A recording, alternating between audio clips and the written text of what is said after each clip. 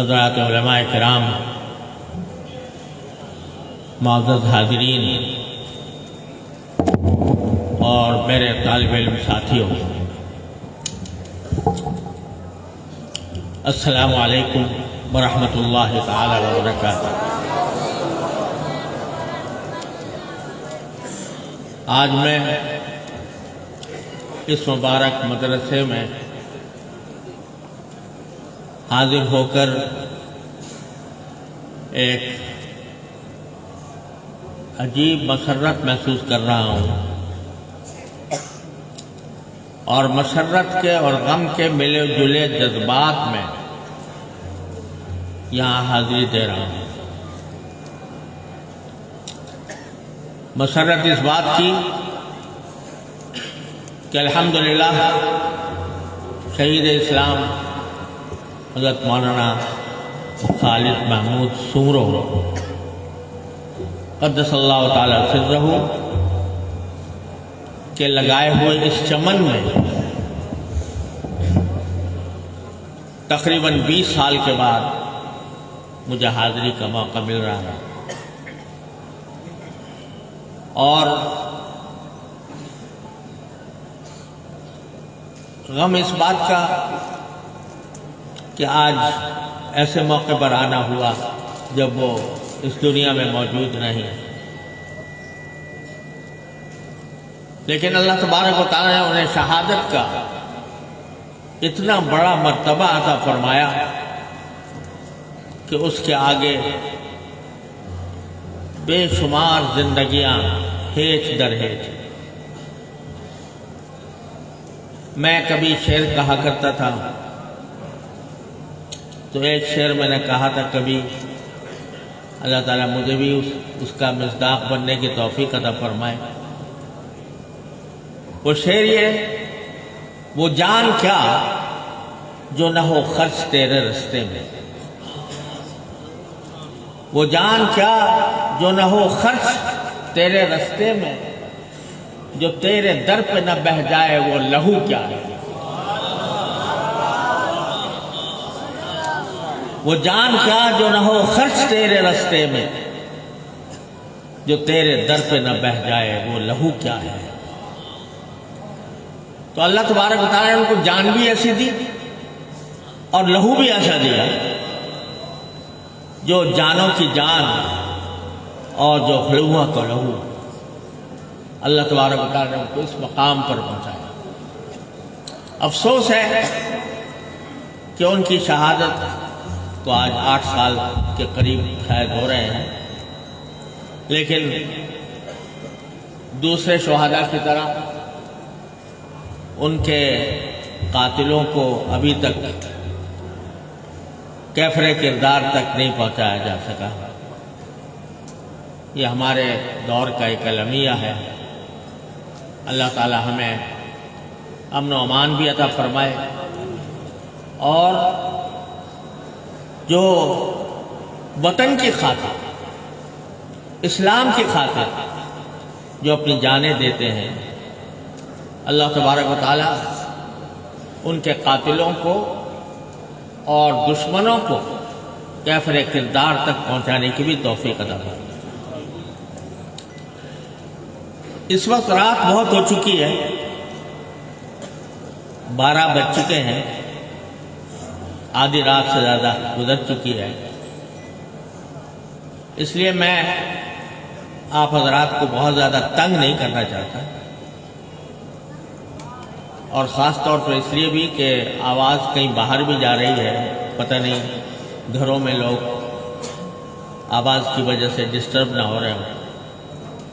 لیکن میں مختصر سی ایک گزارش کرنا چاہتا ہوں۔ میں مدرسے کا تعارف کرنا چاہتا ہوں۔ مدرسہ کیا ہے؟ مدرسہ کس کو کہتے ہیں؟ افسوس ہے کہ ہمارے زمانے میں لوگ مدرسوں پر، مدارس پر تنقید تو بہت کرتے ہیں، طرح طرح کے اعتراضات بھی کرتے ہیں، اور اگر کوئی تنقید کسی نظام کو اچھی طرح سمجھ کر کی جائے تو وہ اس نظام کو بہتر بنانے میں مدد دیتی ہے، وہ تعمیری تنقید ہوتی ہے، اس سے فائدہ ہوتا ہے، اس سے ادارے ترقی کرتے ہیں۔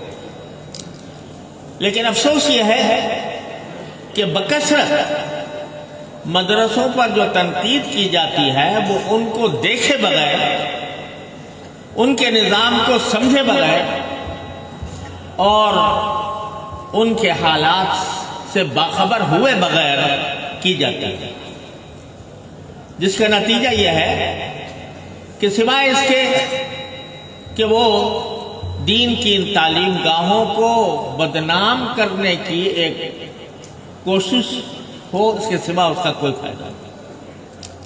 تو آج میں مختصراً آپ کو مدرسے کا تعارف کرنا چاہتا ہوں۔ مدرسہ کیا چیز ہے؟ مدرسہ عربی زبان کا لفظ ہے اور عربی زبان کے لحاظ سے اس کے معنی ہے پڑھنے پڑھانے کی جگہ، وہ جگہ جہاں تعلیم دی جائے اور تعلیم حاصل کی جائے، اس کو مدرسہ کہتے ہیں۔ وہ تعلیم، جب یہ مدرسہ سب سے پہلا جو شروع ہوا وہ حضور سرور دو عالم محمد مصطفیٰ صلی اللہ علیہ وسلم نے صفہ کے چبوترے پر شروع فرمایا۔ اصحاب صفہ وہ پہلا مدرسہ تھا جو نبی کریم سرور دو عالم صلی اللہ علیہ وسلم کا قائم کردہ، اور آپ نے یہ فرمایا تھا کہ انما بعثت معلما، مجھے بھیجا ہی گیا ہے تعلیم دینے کے لیے، میں معلم بنا کر بھیجا گیا۔ اب معلم بھی کون ہے؟ جس کو لکھنا نہیں آتا، جس کو پڑھنا نہیں آتا، جو امی ہے، امی و نقطہ دان عالم۔ یہ آدمی تو تھا بڑا غیر معقول فیضی، لیکن اس نے یہ دو شعر حضور اقدس صلی اللہ علیہ وسلم کے بارے میں کہے کہ امی و نقطہ دان عالم، امی و نقطہ دان عالم، بے سایہ سایہ بار عالم صلی اللہ علیہ وسلم۔ تو انہوں نے اس امی نے یہ مدرسہ قائم فرمایا صفے پر۔ اس میں کوئی کتاب تھی جو پڑھی جاتی ہو، کوئی کریکولم تھا، کوئی نصاب تھا؟ کوئی نصاب نہیں، کوئی کتاب نہیں، صرف ایک شخصیت ہے، خاتم الانبیاء سرور دو عالم صلی اللہ علیہ وسلم کی شخصیت، کہ بس اسے دیکھتے جاؤ اور پڑھتے جاؤ،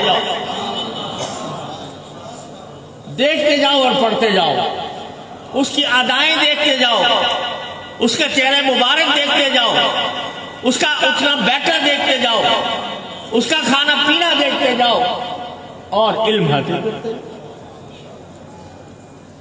تو کسی کو دیکھ کر رہنا نماز تھی ان کی، کسی کو دیکھ کر رہنا نماز تھی ان کی، ان صحابہ کرام۔ وہاں سے یہ مدرسہ شروع ہوا تھا صفہ سے۔ وہاں پر بھی کیا صورتحال تھی کہ ایسے لوگ آئے ہوئے تھے جنہوں نے ساری دنیا کو تج کر، دنیا کو ٹھوکر مار کر صرف نبی کریم سرور دو عالم صلی اللہ علیہ وسلم کی صحبت کی خاطر ساری دنیا کو ٹھکرا کر صفے کے چبوترے پر آ پڑے تھے۔ بس اوقات کھانے کو کچھ نہیں ہوتا تھا، فاقے اٹھاتے تھے، فاقہ کشی کرتے تھے۔ حضرت ابو ہریرہ رضی اللہ تعالیٰ عنہ فرماتے ہیں کہ میں مسجد نبوی کے کنارے اس طرح لیٹا ہوتا تھا، بھوک کی شدت کی وجہ سے تقریباً بے ہوش ہوتا تھا اور بھوک کی شدت کی وجہ سے لیٹ جاتا تھا، اور کبھی کبھی یہاں تک نوبت آ جاتی تھی کہ اندیشہ ہوتا تھا کہ مجھے بھوک کی وجہ سے کہیں موت نہ آ جائے، تو میں کسی صحابی جو نماز پڑھ کے جا رہے ہوتے تھے ان سے ان کے ساتھ لگ جاتا تھا کہ میں پوچھتا تھا بھائی وہ آیت ذرا مجھے پڑھا دیجئے، قرآن کریم کی کون سی آیت؟ حالانکہ وہ آیت مجھے آتی تھی، لیکن یہ سوچ کر کہ تھوڑی دور میں ان کے ساتھ چلوں گا تو شاید ان کو میری حالت پر رحم آ جائے اور مجھے اپنے ساتھ کھانے کے لیے لے جائے۔ یہ وہ حضرت ابو ہریرہ ہیں جنہوں نے 5374 احادیث روایت کی، ایک اصحاب الصفہ میں سے ایک آدمی۔ یہ کیوں یہاں پر آ کر پڑھ گئے تھے؟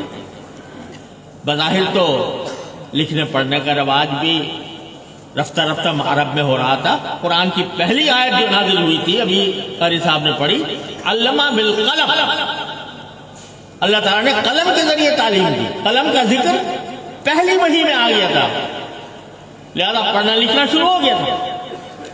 اور علوم بھی دنیا کے اندر جو دنیا کے علوم تھے وہ پڑھائے جا رہے تھے۔ اس زمانے میں اگر آپ دیکھیں تو بڑی بڑی آبزرویٹریز قائم تھی، رصدگاہیں قائم تھی، بڑے بڑے ادارے قائم تھے، مگر یہ اصحاب الصفہ ان سب کو چھوڑ کر آ کر یہاں آپ پڑھے تھے۔ کیوں؟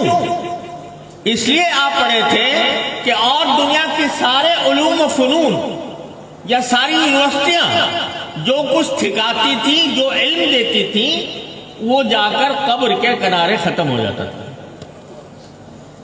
سارے علوم، آپ چاہے وہ ریاضی ہو، چاہے وہ جیومیٹری ہو، چاہے جغرافیہ ہو، چاہے سائنس ہو، کچھ بھی ہو، جتنے علوم ہیں ان کی انتہا جا کر کہاں ہوتی ہے؟ قبر پر۔ بس قبر تک کے حالات سے آپ کو واقف کر دیتے ہیں۔ قبر کے اندر جانے کے بعد کیا ہوگا، اور پھر دوسری زندگی جب آئے گی تو اس وقت کیا ہوگا، اس کے بارے میں نہ کوئی سائنس آپ کو بتاتی ہے، نہ کوئی جغرافیہ آپ کو بتاتا ہے، نہ کوئی ریاضی آپ کو بتاتی ہے، نہ کوئی اور زبان آپ کو بتاتا ہے۔ اگر کوئی بتاتا ہے تو بس صرف نبی کریم سرور دو عالم صلی اللہ علیہ وسلم، آپ کے سوا کوئی یہ نہیں بتا سکتا کہ جب تم قبر میں چلے جاؤ گے، اور قبر میں جانے کا کوئی وقت متعین ہے؟ کوئی ہے؟ کوئی سائنس بتا سکتی ہے کہ کب تک تم زندہ رہو گے اور کب قبر کے کنارے سے پہنچ جاؤ گے؟ کوئی سائنس بیان نہیں کر سکتی۔ اس پر اتفاق ہے، اجماع ہے پورے انسانوں کا، وہ چاہے دہریہ کیوں نہ ہو، خدا کو بھی نہ مانتا ہو، لیکن موت کو تو مانتا ہے، اور اس بات کو بھی مانتا ہے کہ اس موت کا کوئی وقت متعین نہیں ہے، پتہ نہیں کب آ جائے۔ تو عجیب معاملہ ہے کہ جس زندگی کا کچھ پتہ نہیں کب ختم ہو جائے، اس کے لیے تو ساری محنتیں ہیں، اس کے لیے ساری تگ و دو ہے، اس کے لیے ساری دوڑ دھوپ ہے، اس کے لیے سارے علوم و فنون ہیں، لیکن جب لوگ اٹھا کر ہمیں لے جاتے ہیں قبر میں، اور قبر میں جا کر ہمیں تنہا چھوڑ دیتے ہیں، اور بزبان حال مردہ یہ کہتا ہے کہ شکریہ ہے قبر تک پہنچانے والوں، شکریہ، شکریہ ہے قبر تک پہنچانے والوں، شکریہ، اب اکیلے ہی چلے جائیں گے اس منزل سے ہم۔ تو اس کے بعد کیا ہونا ہے؟ یہ بات جو ہے سب سے پہلے مدرسے نے سکھائی، اس مدرسے نے جس کی بنیاد نبی کریم سرور دو عالم صلی اللہ علیہ وسلم نے ڈالی تھی۔ لیکن ساتھ ہی ہمارے نبی کریم صلی اللہ علیہ وسلم نے اور قرآن کریم نے سب سے پہلے ہمیں دعا یہ سکھائی تھی کہ ربنا آتنا فی الدنیا حسنہ وفی الآخرۃ حسنہ، کہ اے ہمارے پروردگار ہمیں دنیا بھی اچھی دیجئے اور آخرت بھی اچھی دیجئے۔ تو اس لیے دنیا کو اچھا بنانا یہ کوئی نبی کریم صلی اللہ علیہ وسلم کی منشا کے خلاف نہیں تھا، لیکن یہ تھا کہ یہ فرمایا تھا اعمل لدنیا کا بقدر بقائک فیہا وعمل لآخرتی کا بقدر بقائک فیہا، دنیا کے لیے اتنا کام کرو جتنا دنیا میں رہنا ہے، اور آخرت کے لیے اتنا کرو جتنا آخرت میں رہے. یہ تعلیم دی تھی آپ نے. چنانچہ بعد میں جب مدرسہ آگے بڑھا تو اس میں دوسرے علوم و فنون بھی آ گئے، اس میں طب بھی آ گئی، اس میں سائنس بھی آ گئی، اس میں فلکیات بھی آ گئی، اس میں فلسفہ بھی آ گیا، سبھی کچھ آ گیا. لیکن وہ سب جتنے علوم تھے وہ خادم تھے علوم نبویہ علی صاحب الصلوۃ والسلام. اور یہ مدرسہ کا لفظ سب سے زیادہ جو مشہور ہوا وہ اندلس میں ہوا، اسپین میں. اور وہاں یورپ کے بڑے بڑے شہزادے تعلیم پانے کے لیے وہاں مدرسے میں آیا کرتے تھے. آج بھی میں گیا ہوں غرناطہ، اسپین کا جو مشہور شہر ہے غرناطہ، تاریخی شہر ہے. تو میں ویسے ہی وہاں اچانک چلا گیا تھا. تو وہاں پر چہل قدمی ہم کر رہے تھے تو دیکھا ایک بڑی عمارت ہے شاندار، اس میں بہت سارے کمرے بنے ہوئے ہیں، محرابی انداز کے کمرے ہیں. تو اس پر اسپینش یعنی رومن رسم الخط میں لکھا ہوا تھا مدرجہ. معلوم ہوا کہ یہ مدرسہ تھا، اور یہ وہ مدرسہ تھا کہ جس کی پورے یورپ میں شہرت تھی. شہزادے اور شہزادیاں وہاں آ کر پڑھا کرتے تھے.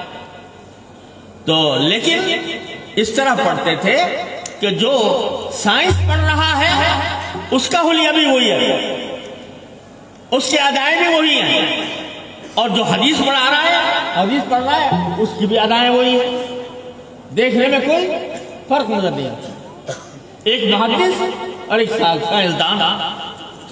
آپ علامہ ابن عربی کو دیکھ لو محدث، اور ابن خلدون کو دیکھ لو مورخ، اور ابو ریحان بیرونی کو دیکھ لو فلکیات کا ماہر، ابو علی ابن سینا کو دیکھ لو طب کا ماہر.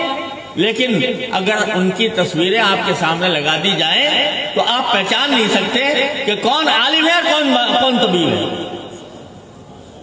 کیوں؟ اس لیے کہ بنیادی تعلیم ان کی بچپن سے ان کو تربیت دی جاتی تھی کہ وہ دین کو اپنے اندر اپنائیں، اور اس کی وجہ سے چاہے کسی بھی شعبے زندگی میں چلے جائیں، وہ نماز کے وہ پابند ہوتے تھے، روزے کے وہ پابند ہوتے تھے. مسائل کم از کم اتنے جتنا انسان کے لیے فرض عین ہے اتنے مسائل و احکام ان کو معلوم ہوتے تھے. ان کا حلیہ بھی ویسے ہی تھا جیسا اور ان کی تہذیب، ان کا تمدن، ان کی معاشرت، ان کی ثقافت سب ایک جیسے. ہمارے آگے انگریز بر صغیر میں، اور اس نے آ کر اس کی جو یعنی آج انگریز بن کر لوگ اپنے آپ کو فخر کرتے ہیں، اس شخص کی، اس قوم کی، یعنی اس قوم کی گھٹیا پن کی انتہا یہ تھی کہ وہ ہندوستانیوں کو، ہندوستان کے باشندوں کو، سب کو وہ جانور سمجھتا. ایک کتاب میں لکھا ہوا ہے کہ جب ہم یورپ کے اور برطانیہ کے شہریوں کا ہندوستان کے شہریوں سے موازنہ کرتے ہیں تو یہ سارے ہندوستانیوں میں گندے جانور نظر آتے ہیں. تو وہ سارے ہندوستانیوں کو گندا جانور سمجھتا تھا. اس نے آ کر نظام تعلیم بدلا، اس نے آ کر مدرسے کو فنا کرنے کی کوشش کی. اور یہ جو دستار فضیلت آپ کو ابھی طلبہ کو پہنائی گئی ہے نا، اتنا بڑا اعزاز ہے یہ کہ امامہ، یہ سنت ہے نبی کریم سرور دو عالم صلی اللہ علیہ وسلم کی. یہ امامہ علم و فضل کی نشانی، یہ امامہ تقدس کی نشانی، یہ امامہ اتباع سنت کی نشانی، یہ امامہ تہذیب اور ثقافت کی نشانی. انگریز نے آ کر کیا کیا کہ یہ امامہ جو مسلمانوں کا، علماء کا ایک امتیاز تھا، حکمرانوں کا تھا، حکمران بھی امامہ پہنتے تھے اور لباس بھی ان کا ہوتا تھا، یہ اس نے امامہ اور یہ شاہی لباس اور علماء کا لباس خانساؤں کو بنایا ہے، ذلیل چپراسیوں کو بنایا ہے، دربانوں کو بنایا ہے. تاکہ اس لباس کی عزت دلوں سے ختم کی جائے، اس کا اکرام دلوں سے ختم کیا جائے۔ تو جب تعلیم بدلی اور جو قرآن و سنت کی تعلیم تھی، جو قرآن کریم کی تفسیر کی تعلیم تھی، نبی کریم سرور دو عالم صلی اللہ علیہ وسلم کی احادیث کی تعلیم تھی، جس کے ایک ایک راوی کی کچا چٹھا ہماری کتابوں کے اندر موجود ہے، اور اس کی تحقیق اور تفتیش کا جو انداز ہے وہ پورا پڑھایا جاتا تھا، وہ سب ختم کر دیا، اور ایک چھوٹی سی سب مضمون رہ گیا، اسلامیات۔ اس اسلامیات سے نہ فرض عین باتوں کا علم ہوتا ہے، نہ اس سے پوری طرح اسلامی تاریخ کا پتہ چلتا ہے، نہ اسلام کی تہذیب اور ثقافت کا پتہ چلتا ہے۔ سارے مضامین چھوڑ کر یہ کس لیے؟ تاکہ ان کے دل سے ایمان کا بیج مارا جائے۔ لارڈ میکالے کی جو تقریر دارالعوام میں تھی وہ آج چھپ گئی ہے، میں نے خود پڑھی ہے، اور اس نے کہا کہ ہم اس قوم پر حکومت اس لیے کرنا چاہتے ہیں کہ ہم ایسے لوگ پیدا کرنا چاہتے ہیں جو اپنی نسل اور نسب کے لحاظ سے تو ہندوستانی ہوں، مگر اپنی سوچ اور سمجھ کے اعتبار سے اور اپنی سمجھ کے اپنے تہذیب اور ثقافت کے اعتبار سے وہ انگریز ہوں۔ اور انگریز بھی کوئی ایسے انگریز پیدا نہیں کرنا چاہتا تھا کہ بہت بڑے سائنسدان ہو جائیں اور ان سے آگے بڑھ جائیں۔ ایسے انگریز پیدا کرنا چاہتا تھا جو کلر کی کریں، جو ان کلر بن کے رہیں۔ اکبر علی آبادی کہتے تھے مرحوم کہ کر کلر کی، کھا ڈبل روٹی، خودی سے پھول جا۔ تو سارا نظام اس لیے بنا دیا کہ ہمارے کام دفتروں میں کام کرنے کے لیے کلر ہمیں مل جائیں، اور اسلامی علوم کا بیج مارنے کی کوشش۔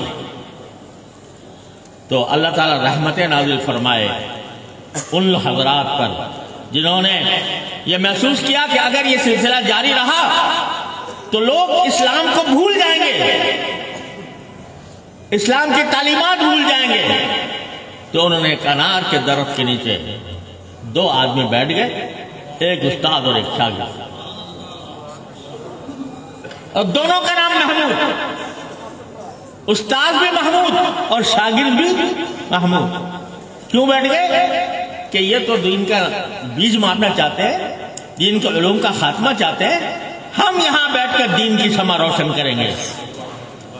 ہم پر معاش کے دروازے بند کر دیے گئے، ہمیں فاقوں کا شکار بنا دیا جائے، ہم موٹا جھوٹا پہن لیں گے اور ہم فاقے اٹھا لیں گے، لیکن دین محمد صلی اللہ علیہ وسلم کا علم ہم گرنے نہیں دیں گے۔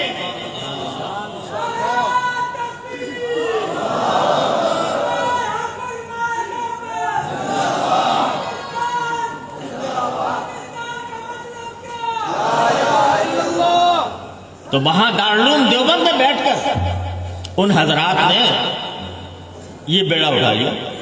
کون سے بیڑا اٹھایا آئے گا؟ مولانا محمد قاسم نانواتوی، حضرت مولانا رشید احمد گنگوہی، کون؟ جنہوں نے پہلے انگریز کے خلاف جنگ لڑی شاملی کے محاذ پر، اور اپنی چھوٹی سی حکومت بھی قائم کر لی تھی، اور وہاں پر نقارہ بجا کرتا تھا کہ حکم اللہ کا، قانون اللہ کا، اور حکم رحمت اللہ کا۔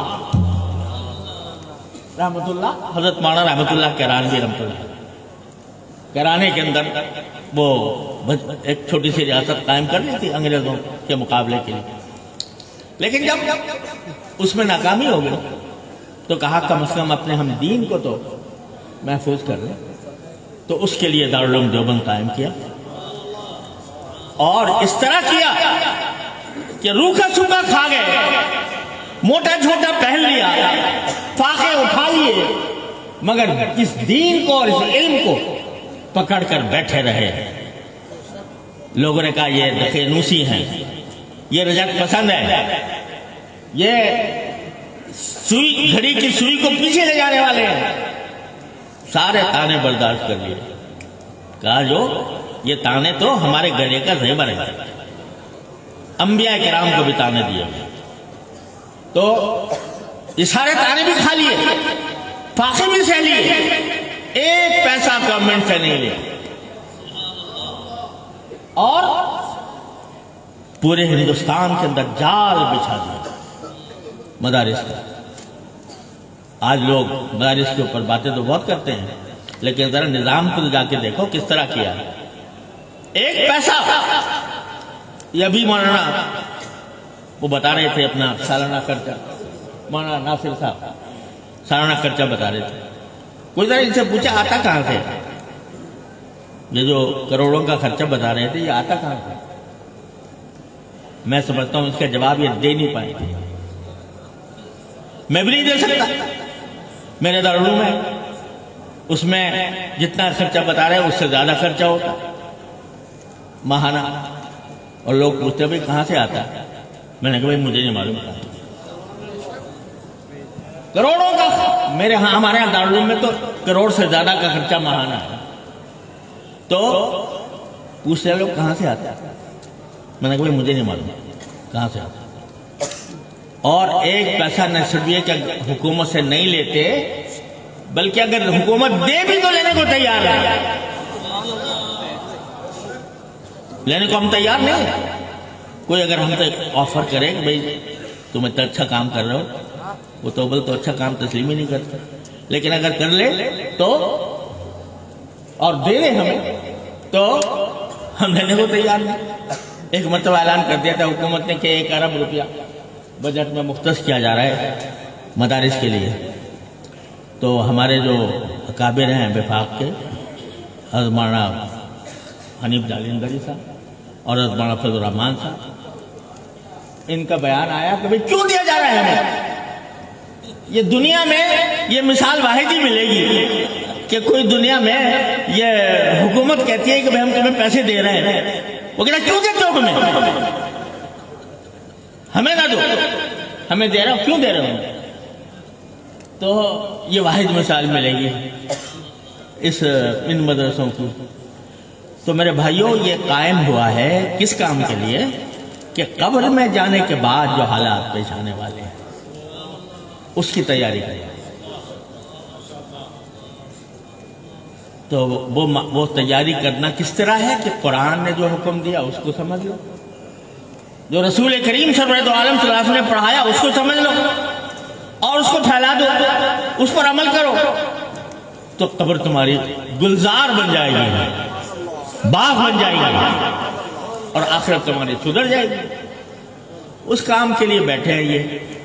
اب کوئی تانے دیتا ہے تو دیا کرے کہ بھئی یہ زکوٰۃ پہ پل رہے ہیں، یہ خیرات پہ پل رہے ہیں، یہ صدقے پہ پل رہے ہیں، یہ جو ہے ان کے لباس جو ہیں وہ زمانے کے مطابق نہیں ہیں، ان کے لباس مطابق نہیں ہیں زمانے کے، زمانہ کسی اور طرف جا رہا ہے یا اور طرف جا رہے ہیں، ان کی پگڑی لوگوں کو نہیں بھاتی، ان کی داڑھی نہیں بھاتی، ان کا انداز و ادا نہیں بھاتا، اس واسطے کہ یہ اپنے ہاتھ میں نبی کریم سرورت عالم صلی اللہ علیہ وسلم کی سنت کی رسی کو پکڑے ہوئے۔ دنیا کچھ کہتی ہے تو کہا کرے، ہم دنیا کے تابع نہیں ہیں، ہم دنیا کے تابع نہیں ہیں، اور زمانہ بات و نسازت تو وہ تبا زمانہ سطح والے مسلک سے ہم حامل ہیں کہ ہمیں پرواہ نہیں ہے کوئی ہمیں کیا کہتا ہے، لیکن ہمیں تو ایک ہی پرواہ ہے، اللہ تعالیٰ وہی پرواہ ہمارے دلوں میں باقی رکھے، وہ یہ کہ ہمارے رسول صلی اللہ علیہ وسلم کی بارگاہ میں جب حاضری ہو تو وہاں جا کر ہمیں یہ ذلت نہ ہو کہ تم نے مجھے چھوڑ کر میرے دشمنوں کو اپنا مائی باپ بنا لیا۔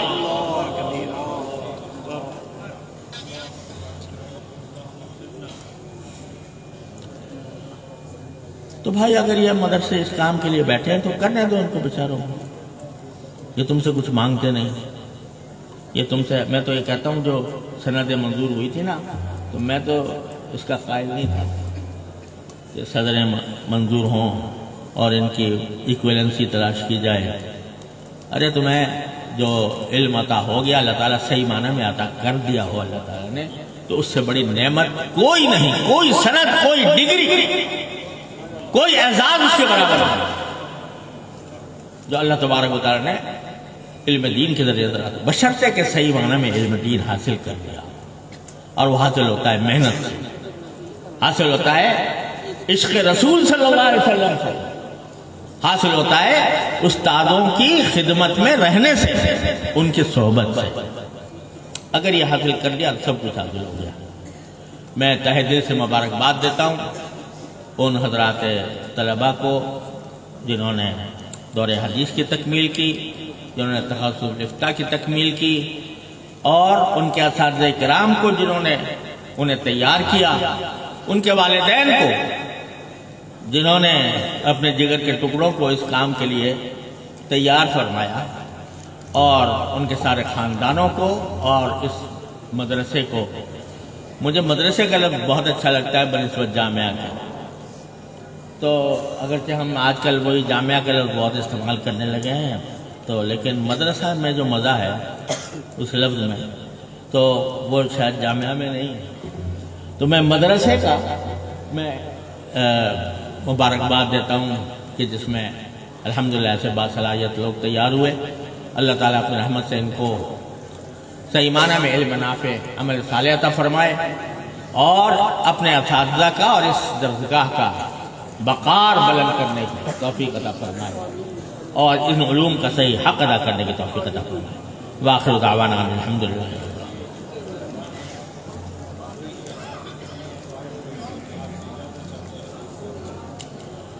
یہ فرما رہے ہیں مولانا راشد صاحب، اللہ تعالیٰ ان کو ان کے عمر علم میں برکت عطا فرمائے، کہ جو حضرات علماء موجود ہیں وہ مجھ سے اجازت حدیث کے خواہاں ہیں۔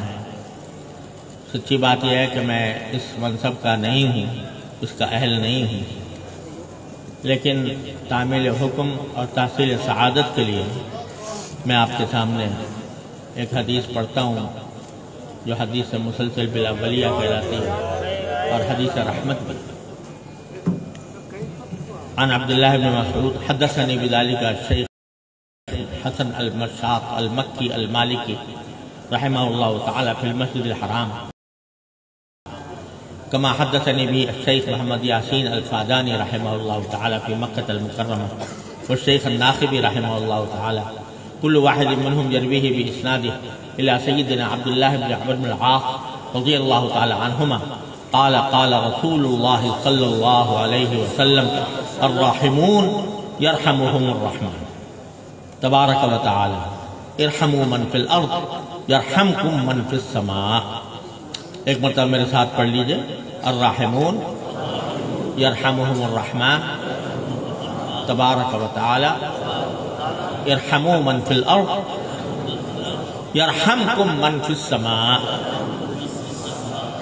یہ پہلی حدیث ہے جو میں نے ان بزرگوں سے سنی، اور ان میں سے ہر ایک کہتا ہے کہ یہ پہلی حدیث ہے میں نے اپنے استاد سے سنی، وہ کہتا ہے میں نے اپنے استاد سے سب سے پہلے یہ حدیث سنی، اور یہاں تک کہ تسلسل سفیان ابن عیینہ تک قائم ہے، اور اسی وجہ سے اس کو مسلسل بالاولیہ کہا جاتا ہے۔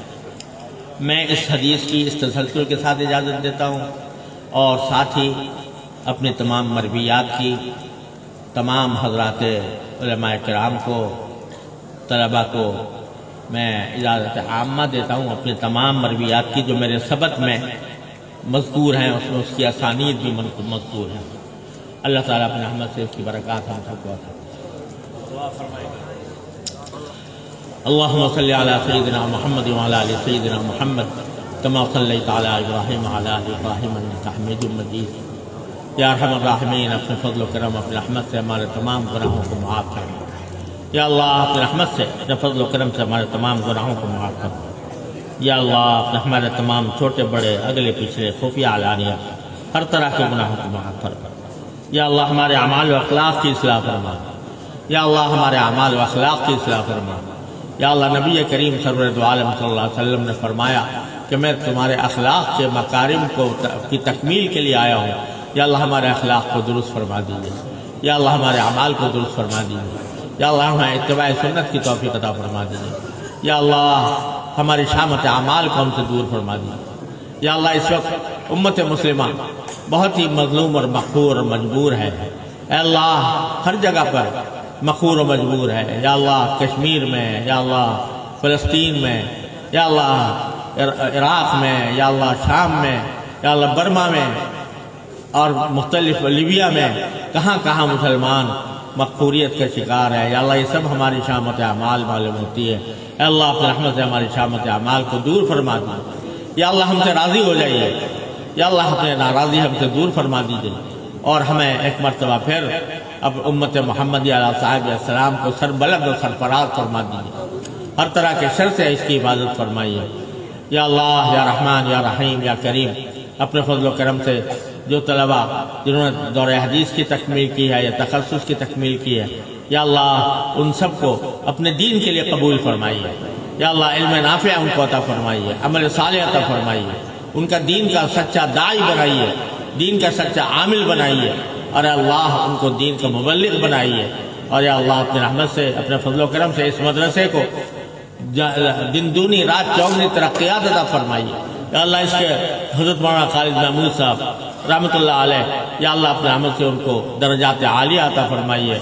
یہ صدقہ جاریہ، ان کا صدقہ جاریہ ہمیشہ قسم قائم باقی سلامت رکھیے، اس میں دن دنی رات چوگنی ترقیات عطا فرمائیے، اور یہاں کے اساتذہ، منتظمین، محبین، معاونین سب کو اخلاص اور صدق کے ساتھ یا اللہ علم اور دین کی خدمت کی توفیق عطا فرمائیے۔ یا اللہ ہماری تمام مرادوں کو پورا فرما دیجیے۔ ہمیں جو لوگ بیمار ہیں انہیں شفائے کامل عاجل عطا فرما، جو تنگ دست ہیں ان کے تنگ دستی کو دور فرما، جو بے روزگار ہیں ان کو حلال واسع روزگار عطا فرما۔ یا اللہ ہم سے یہ ہر طرح کی بلا اور وبا دور فرما دیجیے۔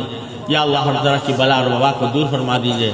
یا اللہ جتنے تمام حاضرین و حاضرات، یا اللہ جو مرد و خواتین جو اس محفل میں حاضر ہیں، یا اللہ ان سب کی دلی مرادیں پوری فرمائیے۔ یا اللہ آپ سب کی دلی مرادوں کو خوب جانتے ہیں، اپنے رحمت سب کی دلی مرادیں پوری فرمائیے۔ جن لوگوں نے ہم سے دعا کی فرمائش کی ہے، اے اللہ ان سب کی دعاؤں کو بھی، ان کی مرادوں کو بھی پورا فرما دیجیے۔ وصلی اللہ تعالیٰ علی خیر خلق سیدنا مولانا محمد۔ اے اللہ یہ جو محمد عمر ماشاءاللہ جن کا بھی نکاح ہوا ہے، یا اللہ اس نکاح کو مبارک فرمائیے، اس پر برکت رحمت نازل فرمائیے، دلہا دلہن دونوں کے مزاجوں میں موافقت پیدا فرما دیجیے۔ یا اللہ ان کو ایک دوسرے کے لیے باعث تقویت، باعث راحت، باعث تسکین بنائیے، ایک دوسرے کا حقوق اپنے رضا کے مطابق ادا کرنے کی توفیق عطا فرمائیے، خوشگوار زندگی زندگی ان کو عطا فرمائیے۔ یا اللہ ہر طرح کی مسرتوں سے نواز دیجیے۔ یا اللہ ہماری ساری مرادیں پوری فرما دیجیے۔ اللہم لا تدع لنا ذنبا الا غفرتہ، ولا ہما الا فرجتہ، ولا دینا الا قضیتہ، ولا حاجة من حوائج الدنیا والآخرہ الا قضیتها ویسرتها یا ارحم الراحمین۔ اللہم ربنا تقبل منا انك انت السمیع العلیم وتب علینا انك انت التواب الرحیم۔ وصلی اللہ تعالی علی خیر خلقہ سیدنا مولانا محمد وعلی آلہ واصحابہ اجمعین، آمین برحمتک۔